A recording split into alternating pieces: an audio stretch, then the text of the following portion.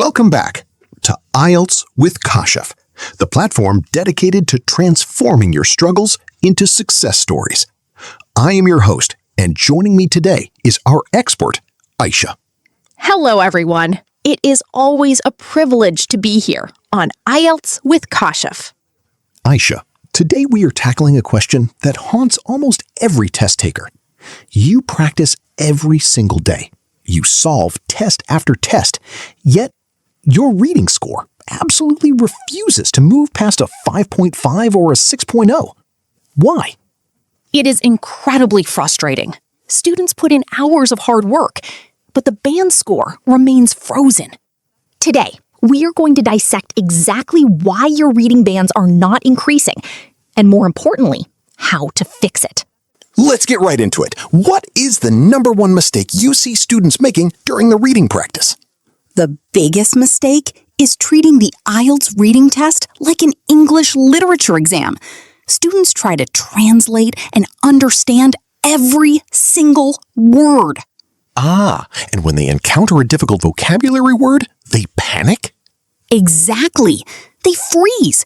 They waste 3 precious minutes staring at one complex word, forgetting that they probably don't even need that word to answer the question. So ask yourself right now, are you reading to understand the entire passage, or are you reading to find the answers? Because in this test, there is a massive difference.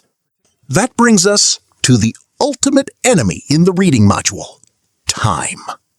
60 minutes for 40 questions. It sounds impossible if you read line by line. Students practice without a timer at home. They take 2 hours to solve a test, get a high score, and build a false sense of confidence. And then the reality of the exam room hits them.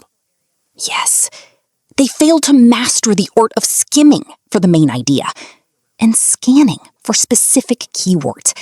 They read passively. If your eyes are just moving over the text without a specific target, you are already losing bands. So, how do we break this curse? How do we finally push that band score higher? Let's give them the solution, Aisha. Step 1.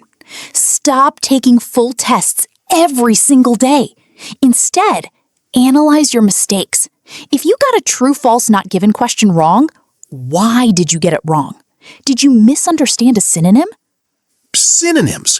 The entire IELTS reading test is basically a vocabulary matching game, isn't it? Spot on. That is step 2.